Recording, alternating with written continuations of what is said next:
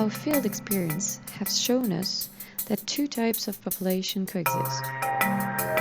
Those who have access to resources, economic, informative, social resources, and so on, and those who have limited access to these same resources.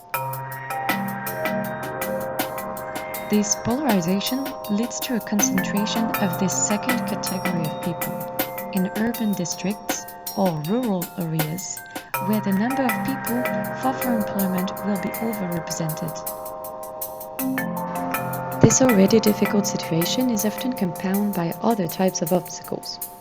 For example, accessing housing or overoccupation of housing, complex educational environment with school dropout, very low standard of living, early health problems or addictions, unemployment, precarious jobs, or in the underground economy.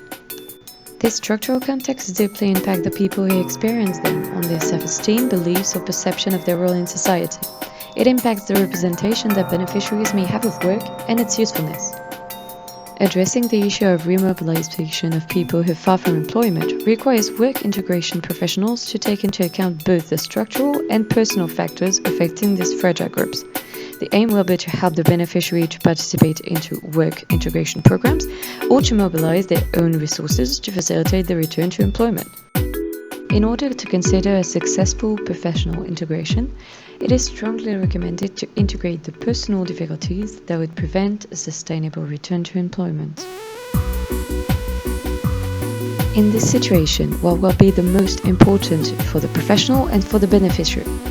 As an employment professional, it'll be important for you first of all to know the different types of obstacles and detect them in order to best advise your beneficiary. To know the personal, structural, social and economic elements which can be a help or success factor for a person far from employment. And finally, to facilitate access to available resources.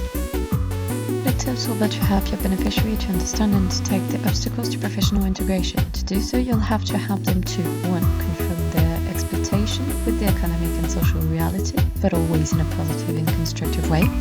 2. Visualize the possible path and strengthen their will to change things. 3.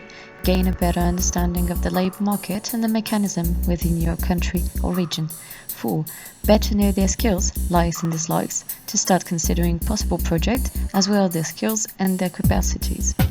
5. Access all possible forms of support, including from the Public Employment Service. Starting on this path does not mean rushing things. It means keeping up with the pace your beneficiary needs to accept the necessary changes. The success of your support will require that the professional and the beneficiary exchange in an equal relationship. The beneficiary's success will never be achieved without his consent and action.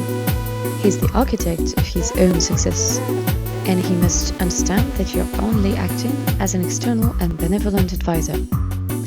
If they feel listened to, if they do not feel judged, then the relationship of trust will be established naturally, without having to force it, and will be the soil for the growth of plan whose seed you have sown.